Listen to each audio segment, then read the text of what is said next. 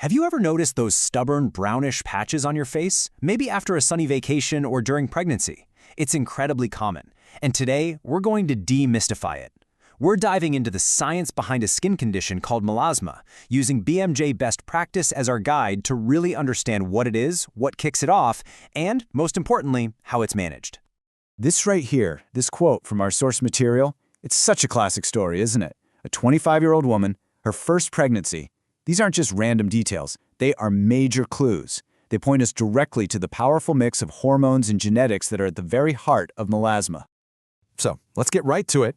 What is actually happening under the skin? Let's take a closer look. Okay, here's the official definition. The key word here is acquired, meaning you're not born with it. It shows up as these flat, brownish patches, almost always on skin that sees the sun. And the culprit? An increase in melanin, which is the pigment that gives our skin, hair, and eyes their color. So to really get melasma, we have to understand what's going on with our body's melanin production. This is such a great way to think about it. Imagine your skin has all these tiny pigment factories called melanocytes. Normally, they just hum along, producing a normal amount of melanin.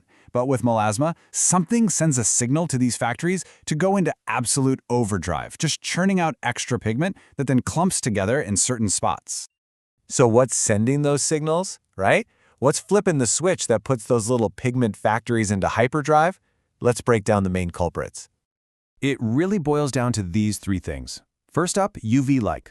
The sun is a massive trigger. It directly revs up those melanocytes. Second, you've got hormones. This is huge, and it's why melasma is so famously linked to pregnancy. You've probably heard it called the mask of pregnancy, and also to hormonal birth control. And finally, genetics. If your mom or sister has it, your chances of getting it are way higher. All right, so knowing the triggers are sun, hormones, and genetics, who is most likely to be affected?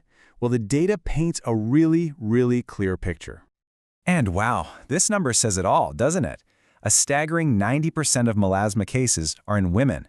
It's probably the most direct evidence we have for just how massive a role hormones play in this whole story.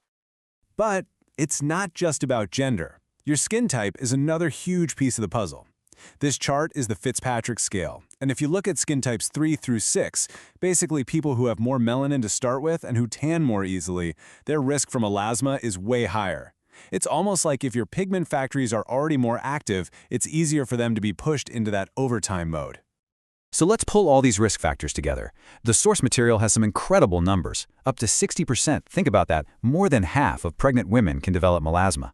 And up to half of all patients have it in their family. It's this powerful cocktail of your hormones, your genes, and of course your environment. Okay, so you're listening to this and you think, hey, this sounds like me. What's it actually like to get a diagnosis? Well, it's usually more straightforward than you might imagine. And here's the key thing. A doctor can almost always diagnose melasma just by looking at your skin. The pattern, the color, the location, it's all very characteristic. It's pretty rare to need something like a biopsy unless they're trying to rule something else out. Now, this is really interesting. Your doctor might use a special UV light called a wood lamp to see how deep the pigment goes. If it's in the top layer of skin, the epidermis, it'll pop and look way more obvious under the light. If it's deeper, in the dermis, it won't really change. And why does this matter? Well, it directly shapes the treatment plan. That top layer melasma usually responds much better to creams, while the deeper stuff might need bigger guns, like lasers. So let's talk strategy. How do we actually treat this? The blueprint for managing melasma is really a two-part mission.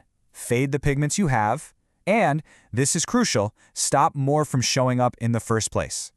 So what's the game plan? It's a step-by-step approach, and it all starts with the most important foundation. Treatment is usually tiered. You start with the absolute must-haves, serious sun protection, and topical creams.